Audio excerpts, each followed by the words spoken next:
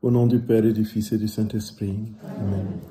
Frères et sœurs d'amour, donc tout à l'heure nous avons parlé donc du cri strident de notre Seigneur, du petit enfant Jésus, de bébé Jésus d'amour, qui était obstrué, étouffé par l'incrédulité et la fermeture des cœurs des hommes. Et il a essayé le plus possible, dès les premiers instants de sa venue sur cette terre, d'envoyer dans les cœurs des flots de grâce qui découlaient de son humanité divinisée. Alors, les hommes se sont fermés et notre Seigneur a sangloté, il a pleuré, il a gémi de manière absolument terrible. Il a emmitouflé de sa lumière sa maman. Voyez, sa maman qui était dans cet halo de lumière, enserrée avec le Fils, et faisant un don, ce qui les grâces que les hommes ne recevaient pas, sa maman les recevait en retour.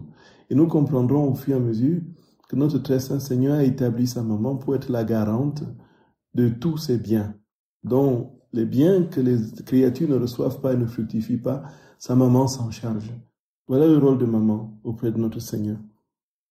Et nous avons dit, frères et sœurs d'amour, que la douleur de notre Seigneur, nous pouvons l'apaiser. Vraiment, essayons de consoler Jésus. Consolons Jésus. Consolons son cœur. Jésus, il a tellement soif de nous voir tout à lui, le petit mendiant d'amour. Oh là là. Si nous voyons comment, frères et sœurs bien-aimés, il dit ceux qui le servent ici cette terre, avec quelle humilité, quelle docilité, quelle bonté et bienveillance, il les servira au ciel. Voyez. Imaginons Jésus qui sera à nos pieds, nous dit merci mon enfant de m'avoir aimé au cours de ta vie. Il va nous prendre dans ses bras, il va se mettre à nos pieds, nous servir. C'est fou. Mais quel Dieu est comme celui-là, frères et sœurs bien-aimés? Qui est comme Dieu? Qui est comme Dieu? Voilà ce qu'il est. Et donc Jésus va dire que depuis le premier instant de sa conception dans le sein de sa mère, jusqu'à sa naissance, tout, jusqu'à la fin de ses jours sur cette terre, tout était en vue de la restauration de l'homme dans sa divine volonté. Que ce soit les temps qu'il a passés dans la grotte, et il nous précise qu'il a passé 40 jours dans la grotte. Donc 40 pour lui, dit-il, c'est un chiffre, voyez. Il a passé 40 jours dans la grotte, 40 jours il était au désert, et puis qui réparait les 40 siècles de la sortie de la vie divine, de l'homme de la divine volonté, ainsi de suite. Donc, le Seigneur est là dans tout, absolument tout, en Jésus, était pour préparer ce règne. Dans ses actes, dans ses faits, y compris ses miracles, quand il était sur la terre. Donc, toute sa vie publique, on peut la balayer. Il en parle dans les détails. Hein. Il dit, y compris la circoncision. Ça avait toujours ce sens-là.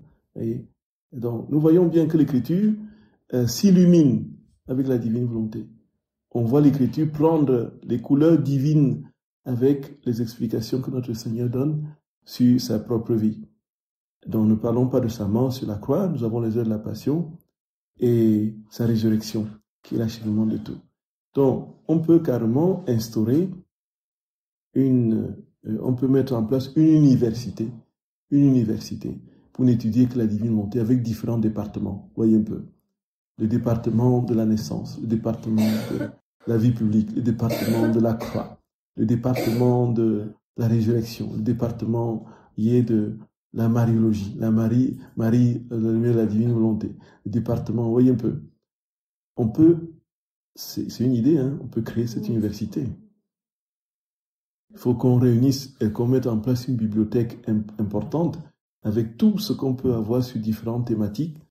La naissance, depuis, dans l'Écriture, tout ce qui a été écrit sur la naissance de Jésus, comment Luisa Picaretta vient compléter, expliciter. Voyez, ceux qui font des études viennent là, ils font des recherches, ils travaillent, ils rédigent des thèses.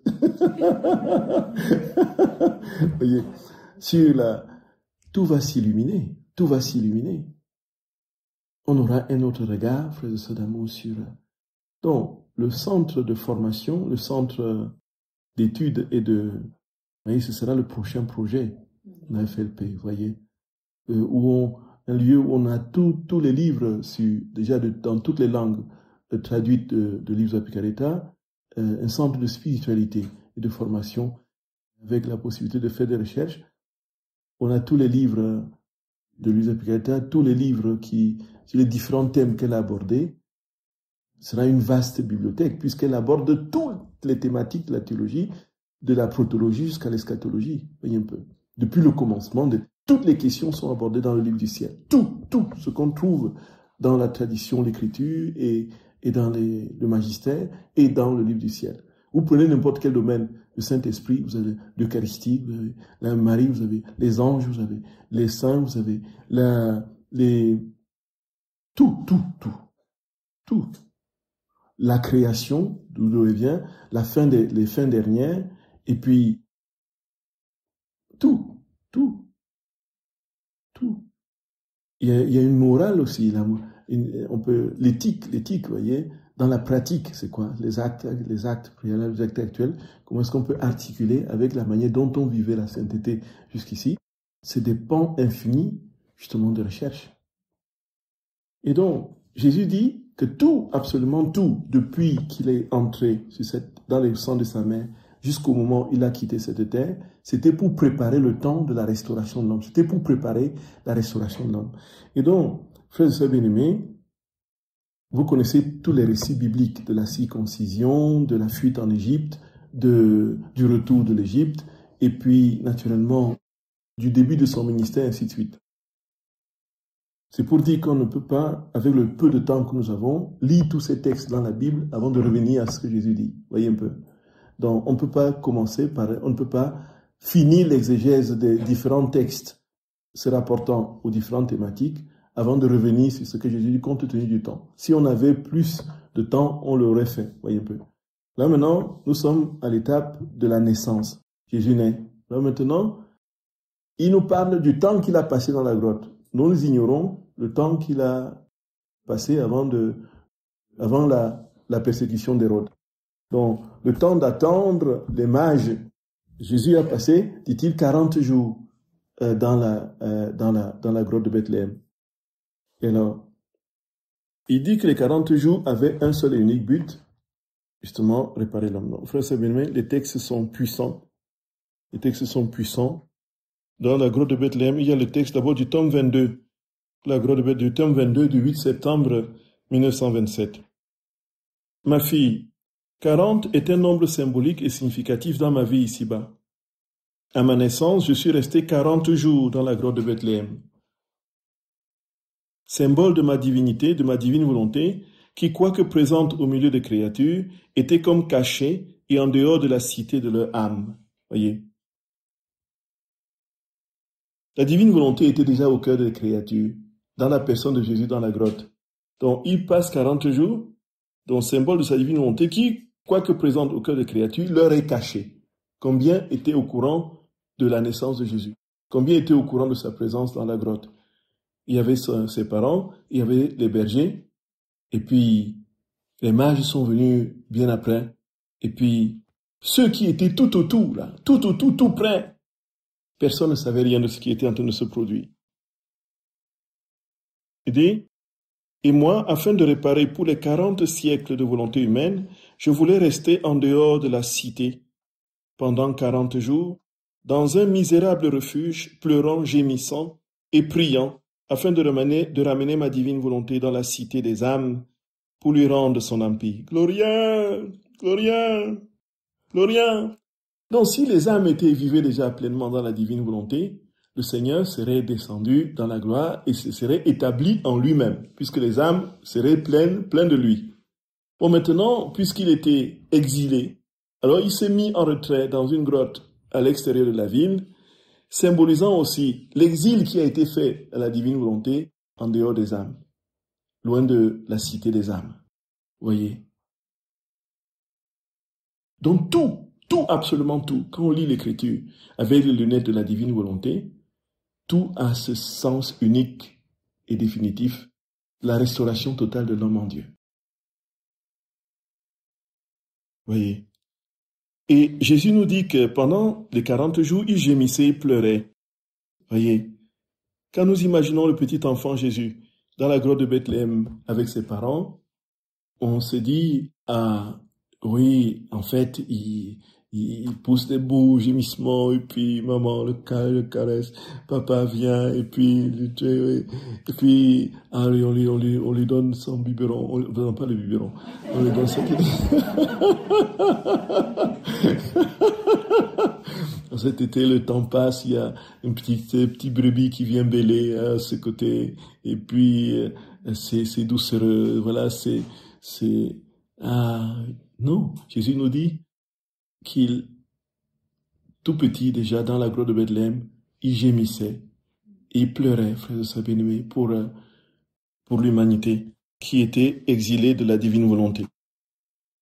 Il dit, et après 40 jours, donc gémissant et pleurant, donc priant, afin de ramener ma divine volonté dans la cité des âmes pour lui rendre son empire. Et après 40 jours, je suis allé me présenter au temple pour me révéler au vieux Siméon. Gloria! Donc nous avons donc l'épisode de Siméon. Voyez, Jésus raconte lui-même, voyez, l'évangile. Il va et il se présente dans la présentation au temple, notre très sainte mère et Saint Joseph qui amène le petit Jésus au temple pour le présenter selon la loi. Donc, il était la première cité que j'appelais à la connaissance de mon royaume. Et sa joie fut si grande qu'il ferma les yeux à la terre pour les ouvrir à l'éternité. Donc, il a été tellement heureux de rencontrer celui qui l'attendait tant que ses yeux se sont fermés au temps pour s'ouvrir à l'éternité. Maintenant, ô Maître souverain, tu peux laisser ton serviteur s'en aller en paix. Quand il a vu Jésus, il était tellement ravi, c'est le ravissement de la rencontre de son sauveur qu'il attendait tant qu'il a conduit au séjour des morts. Voyez, il est mort dans ce ravissement de rencontrer celui qu'il attendait depuis tant de temps. Il était la première cité que j'appelais à la connaissance de mon royaume, dit-il. Et sa joie fut si grande qu'il ferma les yeux à la terre pour les ouvrir à l'éternité. J'ai passé 40 jours dans le désert et j'ai ensuite commencé immédiatement ma vie publique pour leur donner les remèdes et les moyens de parvenir au royaume de ma volonté. Durant 40 jours, je suis resté sur terre après ma résurrection pour confirmer le royaume du divin fiat et ses 40 siècles de royauté qu'il devait posséder. Ainsi, en tout, ce que j'ai fait ici-bas, le premier acte fut la restauration du royaume. Toutes les autres choses arrivaient en deuxième lieu, car le premier acte de communion entre moi et les créatures fut le royaume de ma volonté. C'est pourquoi, lorsqu'il est question de ma volonté, je ne m'épargne rien, ni la lumière, ni les sacrifices, ni les manifestations, ni le bonheur. Ce sont des mers que je libère de moi-même afin de la faire connaître, de la faire régner et de la faire aimer. Gloria, Gloria.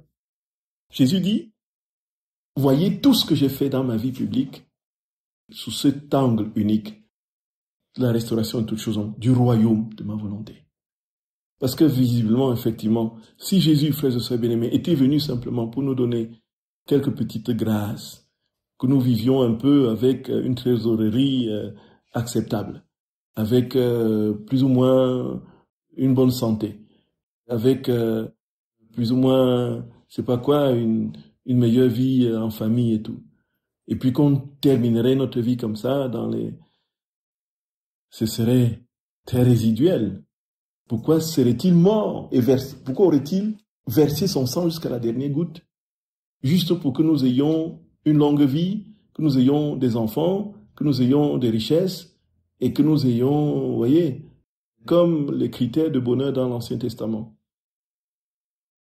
Les signes de bénédiction vétérotestamentaires, c'est la longévité. C'est-à-dire que quand le Seigneur vous bénit, quand vous avez une longue vie, quand vous avez des enfants, une progéniture, et quand vous avez des richesses, voyez. Et dans les richesses, il y a surtout la terre, et puis les troupeaux après. Là, c'est signe de bénédiction. Si c'était pour cela que Jésus était venu mourir pour nous, là où aujourd'hui un évangile de prospérité est en train d'être cultivé sur vous mourrez, tout est vanité, vous travaillez comme dit l'Ecclésiaste, vous travaillez, vous emmagasinez, et quelqu'un d'autre qui n'a rien fait vient mourir, vient tout prendre quand vous mourrez. Voyez un peu, parce que tout cela est vanité. Voyez un peu ça. Vous laissez l'héritage, vous laissez un compte bancaire XXL. Et puis, vous êtes voilà, très heureux de voir et vous mourrez là, c'est quelqu'un d'autre qui vient en profiter. Comme dit l'Ecclésiaste, parce que tout est vanité. Donc, il dit tout doit être vu sous l'angle de... Et Jésus, frère Bien-Aimé, continue. Oh, Gloria. Alors, il reprend toujours les thématiques dans un autre passage. Il reprend en développant ce qu'il vient de dire au tome 20 du 1er janvier 1927. Là, il va ajouter la fuite en Égypte et son retour et tout. Tu dois savoir que la créature qui met fin à sa propre volonté retourne à son point d'origine et que la vie nouvelle, la vie de lumière, la vie éternelle de ma volonté commence alors en elle. Lorsque je suis venu sur la terre, j'ai voulu donner beaucoup d'exemples sur la façon de mettre un terme à la volonté humaine. J'ai voulu naître à minuit. Donc, il nous donne des précisions. Donc, en fait, quand on célébrait la messe de minuit dans une antique tradition, c'était justement parce que c'était inspiré, voyez un peu. Le Seigneur l'avait fait connaître et comprendre à ses apôtres qui l'ont transmis et qui est devenu une tradition. La messe de minuit, ce n'est pas juste... C'est parce que Jésus, effectivement, il nous dit qu'il est né à minuit. Effectivement. Aujourd'hui, on célèbre la messe de minuit à 17h. Parce qu'on veut aller manger. On veut aller s'attabler pour faire la fête. La fête conditionne maintenant l'horaire de tout le monde. Donc, il dit, j'ai voulu naître à minuit pour briser la nuit de la volonté humaine avec le jour resplendissant de la mienne. Et même si la nuit continue à minuit, elle ne se termine pas, elle n'est que le commencement d'un jour nouveau. Donc, et mes anges, pour honorer ma naissance et montrer à tous le jour de ma volonté, à partir de minuit, on réjouit la voûte des cieux avec de nouvelles étoiles et de nouveaux soleils pour transformer la nuit en lumière plus brillante que le jour. Ce fut l'hommage que les anges ont rendu à ma petite humanité, en qui résidait le plein jour du soleil de ma divine volonté. Et l'appel de la créature à venir dans la pleine lumière, non, et l'appel de la créature à venir dans la pleine lumière. Donc pour la naissance, frère et bien-aimé, le Seigneur dit très clairement que lorsqu'il est né à minuit, bien que la nuit ne s'est pas achevée, mais c'est le début, le commencement du nouveau jour. Et alors les anges, pour donner la splendeur à ce jour nouveau qui commençait, la venue de la divine volonté sur la terre avec le petit enfant Jésus, ils ont étoilé le ciel de minuit. Alors il y avait une lumière resplendissante à minuit. On lit que les anges, n'est-ce pas, vit une grande lumière dans l'Écriture. Donc le jour de la naissance, la nuit de la naissance de notre Seigneur, il y avait une lumière dans le ciel, une lumière. Et c'est ce qui a complètement mis les bergers dans une forme d'extase comme ça. Et ils ont commencé à courir vers la grotte. Voyez, frères et sœurs d'amour. Ah là là. Et c'était l'hommage, dit Jésus, que les anges rendaient à sa petite humanité. Et leur manière de signifier la joie et de donner le sens à cette naissance qui était le commencement d'un nouveau jour pour l'humanité entière. C'était donc le soleil de la divine volonté qui se levait sur le jour des hommes et l'appel de la créature à venir à sa pleine lumière.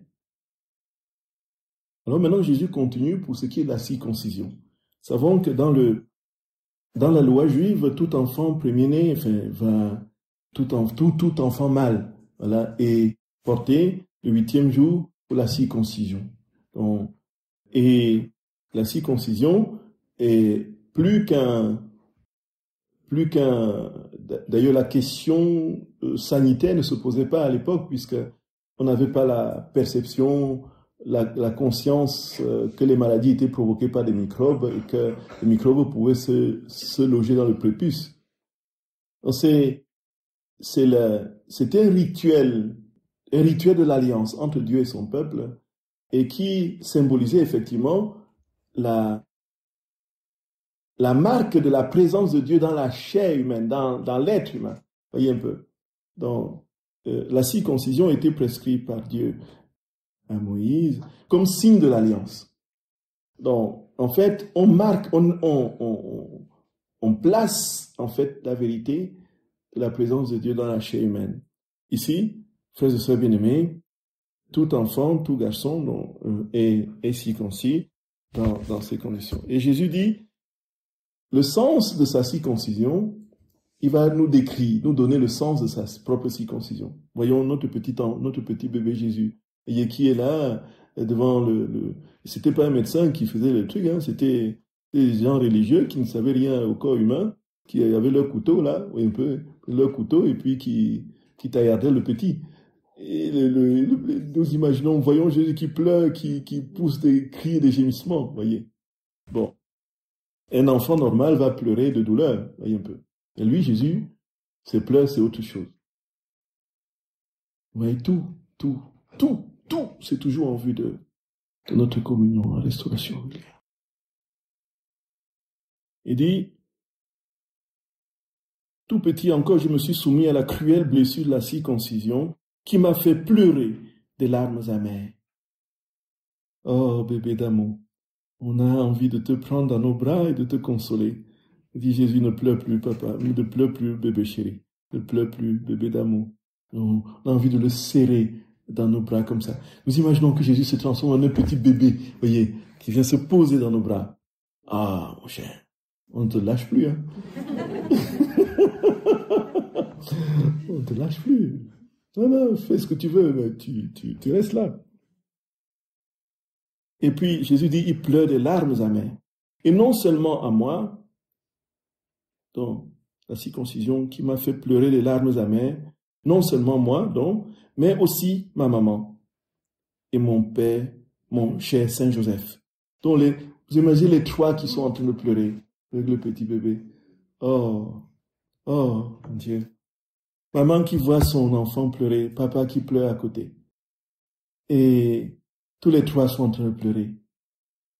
Jésus dit que c'était la coupure de la volonté humaine que je voulais faire pour que la créature puisse laisser couler dans cette coupure, la divine volonté. Et qu'une volonté brisée ne puisse jamais renaître à la vie. Sinon la mienne, qui avait coulé dans cette coupure pour y recommencer sa vie. Voyez, frères et sœurs d'amour. Voyez, Jésus accepte la coupure dans sa chair pour que cette coupure s'installe dans la volonté humaine, pour y laisser s'installer la divine volonté. Voyez, une greffe, la greffe que Jésus faisait. Jésus acceptait d'être circoncis pour greffer la volonté divine sur la volonté humaine. Cette coupure. Et en même temps, il pleurait de cette séparation de la volonté humaine avec la volonté divine. La coupure de la volonté humaine avec la volonté. Il pleurait de cela et en même temps, il réalisait la greffe. C'est fou! C'est fou! C'est fou! C'est fou! C'est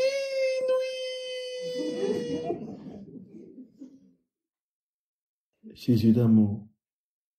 Oh, mon roi d'amour. Et pitié de nous, Seigneur. Vraiment, vraiment. Il n'y a aucun hasard. Il n'y a aucun détail sans signification. Il n'y a rien que Dieu fait, que le Seigneur a vécu. Aucune seconde n'était perdue pour Jésus. C'est toujours en vue de... Petit encore, maintenant, et la circoncision. On avait parlé de la fuite en Égypte. Donc, nous avons appris que nous connaissons l'histoire, nous n'en avons pas lu dans l'Écriture. Hérode qui tue tous les enfants de moins de 3 ans, c'était ça? De moins de 3 ans, espérant trouver Jésus, de moins de 2 ans, oui, tout à fait, espérant que Jésus soit parmi eux. Entre-temps, Saint Joseph avait été averti et il avait pris l'enfant pour la fuite en Égypte. Écoutons ce que notre Seigneur dit, même dans ces circonstances, ce qui se passait spirituellement, divine volonté. Il dit, petit encore, j'ai voulu fuir en Égypte. Une volonté tyrannique et inique voulait me tuer. Symbole de la volonté humaine qui veut tuer la mienne. Effectivement, Jésus, c'est la divine volonté. Et Hérode, c'est la volonté humaine. Donc, c'est la volonté humaine qui veut tuer la divine volonté. Donc, Et j'ai fui afin de dire à tous, fuyez la volonté humaine si vous ne voulez pas que la mienne soit tuée. Gloria! Gloria! Ma vie entière n'était rien d'autre que l'appel de la divine volonté dans l'humanité. En Égypte, écoutons, j'ai vécu comme un étranger au milieu de ce peuple. Symbole de ma volonté qu'ils conservent comme étrangers parmi eux. Wow. C'est puissant! Puissant! Tout a un sens. Tout a un sens. Tout a un sens. Tout est symbole. Tout est réalité de la vie divine. Toujours dans cette relation conflictuelle entre la volonté humaine et la volonté divine et le travail que Jésus fait pour les réconcilier. Voyez, frères et sœurs d'amour.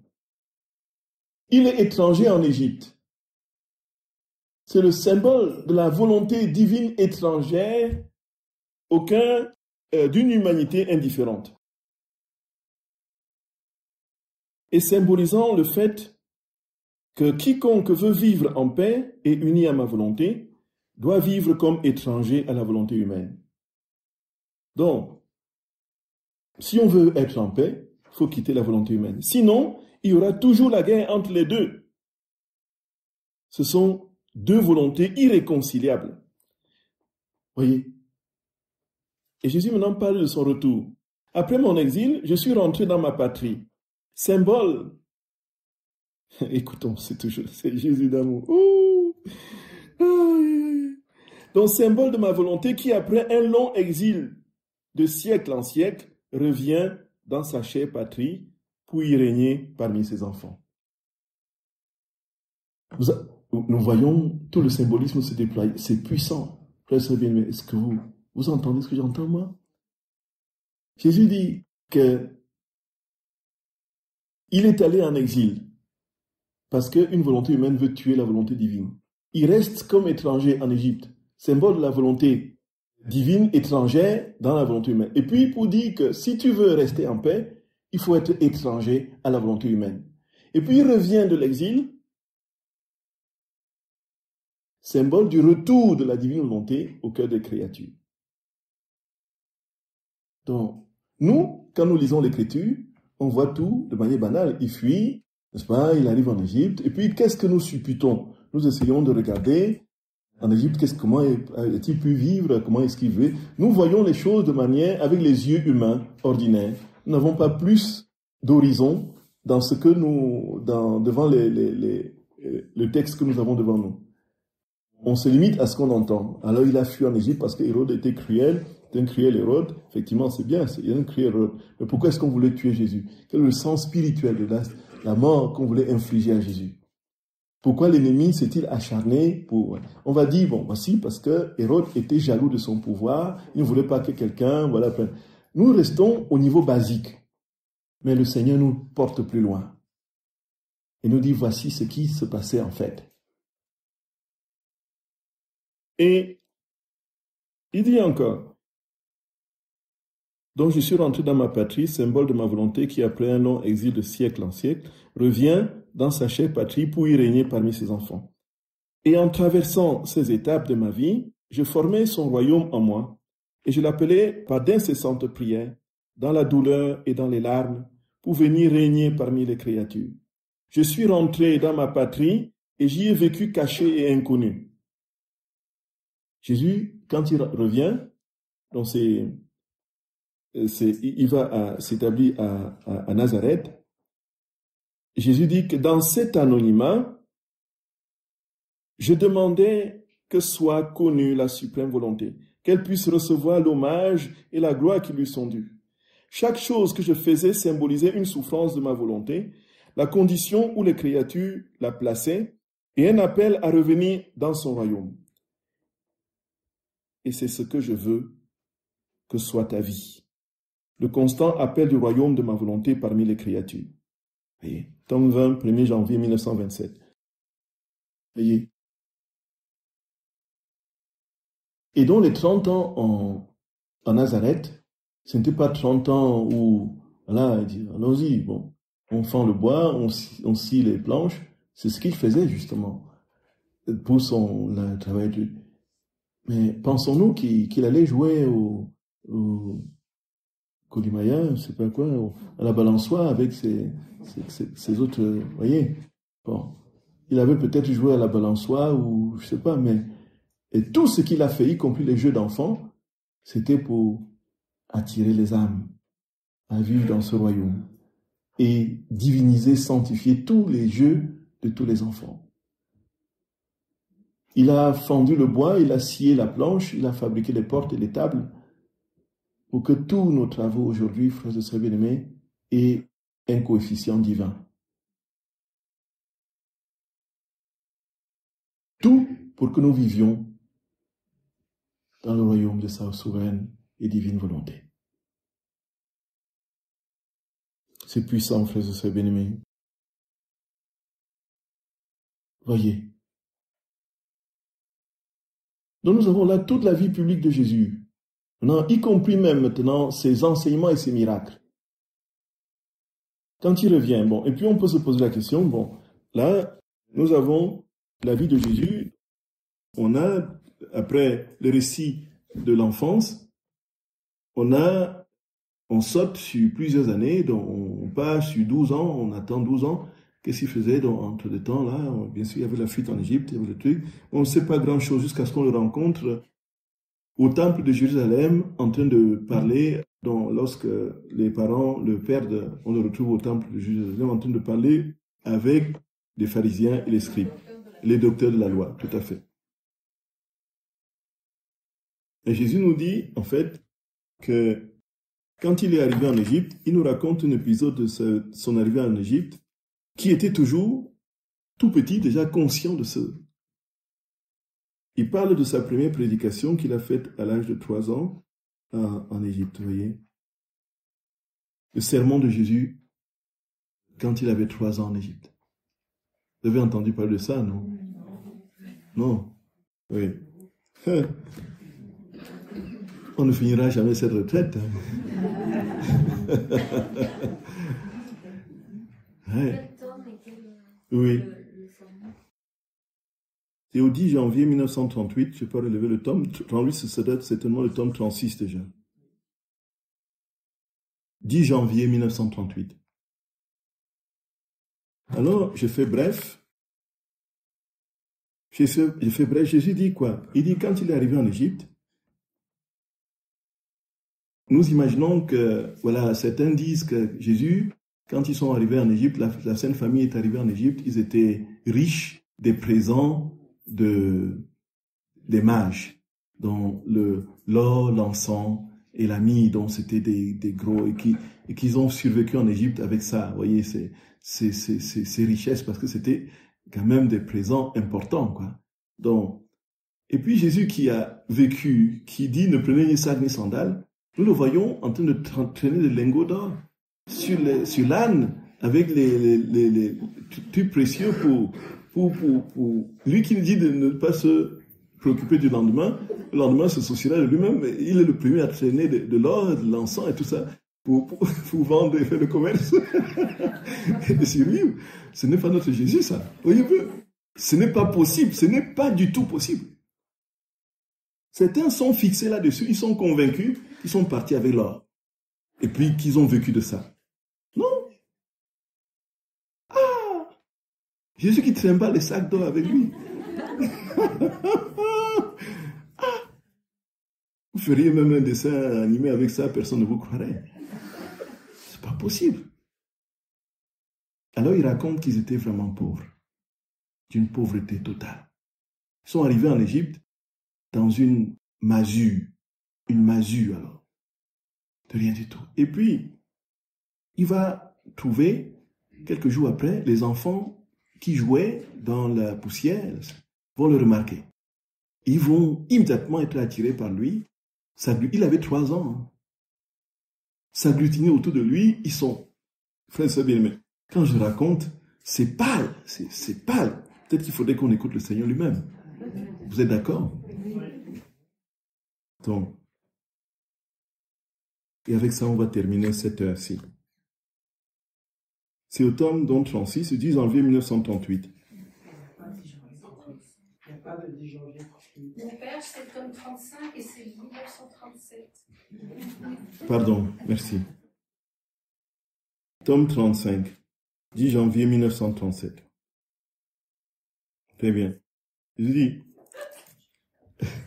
Victorine, qu'est-ce qu'il fait? Non, c'est pas bon, ça. Pardon, c'est bon. C'est quoi? C'est de la joie. C'est Jésus. C'est Jésus qui trimballe les lingots d'or, c'est ça? Donc, voici, il raconte ça. Oh mon Jésus, il dit, fille de ma volonté, combien je suis heureux lorsque la créature ne me laisse pas seule. Je la sens derrière moi, devant moi et dans mes actes. Tu dois savoir que mon exil en Égypte n'a pas été sans conquête. Lorsque j'avais environ 3 ans, de notre petite masure, je pouvais entendre les enfants qui jouaient et criaient dans la rue. Et tout petit que j'étais, je suis allé me joindre à eux. Dès qu'ils me virent, ils ont couru vers moi en se bousculant pour être le plus près possible, parce que ma beauté, l'enchantement de mon regard et la douceur de ma voix étaient si grands qu'ils en étaient ravis. Ils m'entouraient et m'aimaient tellement qu'ils ne pouvaient plus se détacher de moi. C'est comme ça, c'est ça, c'est ça. Ah! Vous savez, Jésus, là, il vous parle seulement de mon père spirituel, là, qui attirait comme un aimant, quoi, oui. Vous étiez auprès de lui, vous ne vouliez plus partir. Alors il dit, il m'entourait et m'aimait tellement qu'il ne pouvait plus se détacher de moi. J'aimais moi aussi ces enfants, et je leur ai fait le premier petit sermon en l'adaptant à leur petite capacité. C'est un petit de 3 ans qui parle, hein.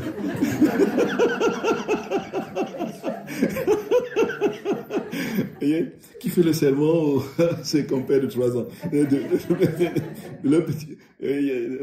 plus, ils étaient plus âgés pour certains. Donc, lorsque l'amour est vrai, il essaie non seulement de se faire connaître, mais également de donner tout ce qui peut rendre heureux dans le temps et dans l'éternité. D'autant plus que possédant l'innocence, il pouvait facilement me comprendre. Et veux-tu savoir sur quoi porter mon sermon? Je leur ai dit, mes enfants, écoutez-moi, je vous aime beaucoup et je veux vous faire connaître votre origine. Regardez le ciel. Vous avez là-haut un Père céleste qui vous aime beaucoup et qui ne s'est pas contenté d'être seulement votre Père du ciel, de vous guider, de créer pour vous un soleil, une mer, une terre et des fleurs pour vous rendre heureux. Vous aimant d'un amour exubérant, il voulait descendre dans votre cœur pour former sa résidence royale dans les profondeurs de votre âme, en se faisant le doux prisonnier de chacun de vous. Mais pour faire quoi? Pour donner vie à votre cœur, votre souffle et votre mouvement. Ainsi, lorsque vous marchez, il marche dans vos pas. Il bouge avec vos petites mains. Il parle avec votre voix. Et il leur apprend la divinité. Et parce qu'il vous aime beaucoup, lorsque vous marchez ou bougez, il vous embrasse, il vous serre dans ses bras. Et il vous porte en triomphe comme ses propres et chers enfants. Combien de baisers et d'étreintes cachés notre céleste Père ne vous donne-t-il pas? Mais puisque par manque d'attention, vous n'avez pas laissé votre baiser rencontrer son baiser, et vos étreintes rencontrer son embrassement paternel, il était dans la douleur de voir que ses enfants ne l'embrassaient pas. Mes chers enfants, savez-vous ce que ce céleste Père veut de vous? Il veut être reconnu en vous et avoir sa propre place dans le centre de votre âme. Et comme il vous donne toutes choses, il n'est rien qu'il ne vous donne pas. Il veut votre amour en tout et en tout ce que vous faites. Aimez-le. Que l'amour soit toujours dans votre petit cœur, sur vos lèvres, dans vos œuvres, en toutes choses. Et ce sera la délicieuse nourriture que vous donnerez à votre Père du ciel. Gloria! Il vous aime beaucoup et veut être aimé. Personne ne pourra jamais vous aimer comme il vous aime. Il est vrai que vous avez un Père sur la terre, mais combien différent de l'amour du Père céleste. Votre Père sur la terre ne peut pas toujours vous suivre, surveiller vos pas, où aller où vous dormez, ou dormir avec vous. Il ne palpite pas non plus dans votre cœur. Et si vous tombez, il peut même ne pas le voir et le savoir. Au contraire, votre Père du ciel ne vous quitte jamais. Si vous êtes sur le point de tomber, il vous tend sa main pour ne pas vous laisser tomber. Si vous dormez, il veille sur vous. Et même si vous jouez et que vous faites quelque chose d'impertinent, il est toujours avec vous. Il sait tout ce que vous faites. Par conséquent, aimez-le. Aimez-le beaucoup. Un enfant de 3 ans qui parle. Aimez-le, aimez-le beaucoup. Aimez-le, aimez-le beaucoup. Gloria. Et puis, je dis, et dans mon enchantement, je leur dis, donnez-moi votre parole que vous allez toujours l'aimer. Dites avec moi, nous t'aimons notre Père qui est aux cieux, nous t'aimons notre Père qui demeure dans nos cœurs. Les enfants ont répété ça. Ma fille, à mes paroles, ces enfants sont demeurés immobiles. D'autres étaient ravis. Certains se sont serrés contre moi et ne voulaient plus me laisser partir. Je leur ai fait sentir la vie palpitante de mon Père céleste dans leur petit cœur. Et ils étaient dans la fête parce qu'ils n'avaient plus un Père qui était loin d'eux, mais demeurait dans leur propre cœur. Et pour les raffermir et leur donner la force de me quitter, j'ai béni ces enfants en renouvelant sur eux notre puissance créatrice, invoquant la puissance du Père, la sagesse du Fils, moi-même, et la vertu du Saint-Esprit. Et je leur ai dit, allez, vous reviendrez. Alors ils m'ont quitté. C'est pas fini. Ils allaient revenir le jour suivant, presque en foule. Vous imaginez? Ils sont allés raconter par-dessus tout le village qui est sorti. Tous les petits-enfants sont sortis. Ils sont venus en foule, en cascade. Oh, Gouria. Une masse d'enfants. Ils sont venus en foule. Une masse d'enfants. Ils se sont mis à surveiller quand je devais sortir et regarder ce que je faisais dans notre masure. Donc, nous imaginons, frères et sœurs, voyons, ils se sont tapis en embuscade là, de guetter. Qu'est-ce qu'il fait dans la maison? Oh, mon Jésus d'amour. Oh, Seigneur notre roi, donne-nous de t'aimer beaucoup, Seigneur, de t'aimer beaucoup, Jésus d'amour. Te supplions humblement, Seigneur, te supplions humblement. Donc, et ils se sont mis à surveiller quand je devais sortir et regarder ce que je faisais dans notre masure. Et lorsque je sortais, ils battaient des mains, faisaient la fête et criaient tellement que ma mère sortait pour voir ce qui se passait. Oh, comme elle était ravie de voir son fils parler à ses enfants avec tant de grâce. Son cœur débordait d'amour et elle pouvait voir les premiers fruits de ma vie ici-bas, puisque pas un seul de ces enfants qui m'écoutait, pas un seul d'entre eux ne s'est perdu. Frères et sœurs bien-aimés, on est en train de réfléchir comment mettre en place une pédagogie pour apprendre la divine volonté aux enfants, vous voyez, au niveau de l'AFLP. Donc ceux qui veulent, il y a déjà une structure en place de réflexion, ceux qui veulent s'associer à cette mission, vous êtes les bienvenus. La référente, c'est Evelyne, qui est en Belgique, les Mariennes. Et c'est capital que dès le biberon, les enfants soient nourris, oui, un peu de cette heure. Lorsque les catéchèses de ces dernières décennies ont été catastrophiques, on apprenait tout aux enfants, sauf ce qu'ils doivent connaître pour leur salut. Oui. Ils allaient au catéchisme, on leur apprenait le coloriage. Oui, un peu. Colorier le truc. Les célébrations, c'est de faire des coupures, de couper des papiers pour coller sur des trucs avec des photos des mains. Vous voyez, les mains comme ça. Les mains qu'on colle, voyez, on met le truc, les mains dans la peinture, on met sur le truc. Là. On avance avec ça, comme ça, à l'offertoire. Les enfants terminent leur catéchisme sans savoir qu'ils ont un ange gardien, sans savoir qu'ils ont un Père au ciel qui les aime, sans savoir que, voilà, ce que c'est même que l'Eucharistie qu'ils prennent, qu'ils reçoivent. Vous voyez? Ils ne peuvent même pas vous dire ce qu'ils prennent. Ils prennent et oh. Et puis les catéchistes à côté, ils ne sont pas mieux. Hein? Ils ne sont pas mieux. Et il y a même des scandales. Il y a dans un coin où on m'a rapporté ça. Je venais d'arriver dans ce coin-là. On m'a rapporté ce qui s'était passé les années qui ont précédé mon arrivée. C'était il y a longtemps, avant, une catéchiste qui accompagne les enfants pour la première communion. Et voilà que l'enfant reçoit le corps du Christ et il dit, ça sent, c'est goût du carton. Et la catéchiste qui dit, va cracher dehors. Oui, ce sont des catéchistes comme ça qu'on a dans nos églises. Véridique, hein, véridique, c'est pas une histoire inventée. Mais c'était le corps, c'est la communion, c'est la première communion, vous voyez. Vous voyez, frères et sœurs d'amour, vous voyez ça?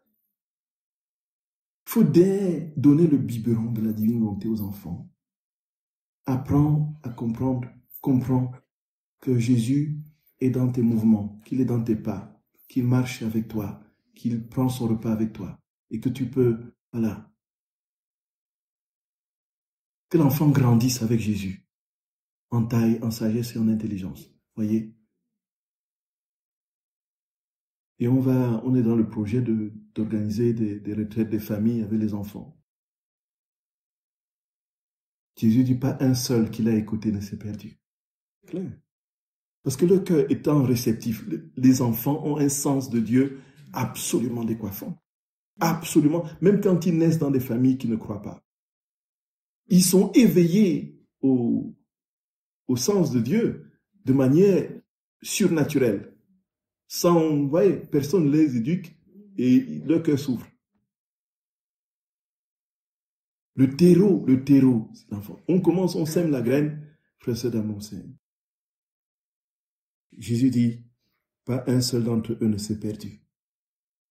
Sachant qu'ils avaient un Père dans leur cœur,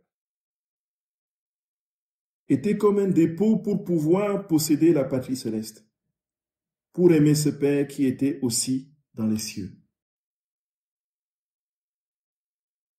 Ma fille, ce sermon que tout petit enfant je donnais aux enfants d'Égypte était la fondation, l'essence de la création de l'homme. Il contient la plus indispensable doctrine et la plus haute sainteté. Il fait surgir l'amour à chaque instant. L'amour entre le Créateur et la créature.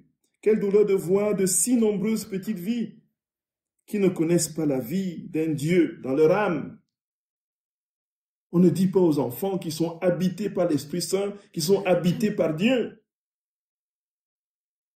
Comment peuvent-ils l'aimer? Ces enfants grandissent sans paternité divine, comme s'ils étaient seuls au monde. Ils ne sentent et ne savent pas combien ils sont aimés. Alors comment peuvent-ils m'aimer? Sans amour, le cœur s'endurcit et la vie se dégrade. Et pauvre jeunesse, c'est Jésus qui dit, hein? Pauvre jeunesse. C'est ce que nous vivons là. Pauvre jeunesse. Pauvre jeunesse. Ils s'adonnent aux crimes les plus graves. C'est une douleur pour ton Jésus. Et je veux que ce soit pour toi aussi une douleur. Alors je prie pour que tous sachent que je suis dans le cœur, que j'aime et que je veux être aimé. Voilà, frères et sœurs d'amour, qu'est-ce qu'il nous reste à faire? D'aimer Jésus. D'aimer Jésus. Aimons-le, frères et sœurs d'amour, aimons-le. Aimons-le. Aimons-le beaucoup, beaucoup. Aimons-le beaucoup, beaucoup. Aimons-le beaucoup, beaucoup. Aimons-le beaucoup, beaucoup. Je vous salue Marie, pleine de grâce. Le Seigneur est avec vous. Vous êtes bénie entre toutes les femmes. Et Jésus, le fruit de vos entrailles, est béni. Sainte Marie, Mère de Dieu, priez pour nous pauvres pécheurs, maintenant et à l'heure de notre mort. Au nom du Père et du Fils et du Saint-Esprit. Amen.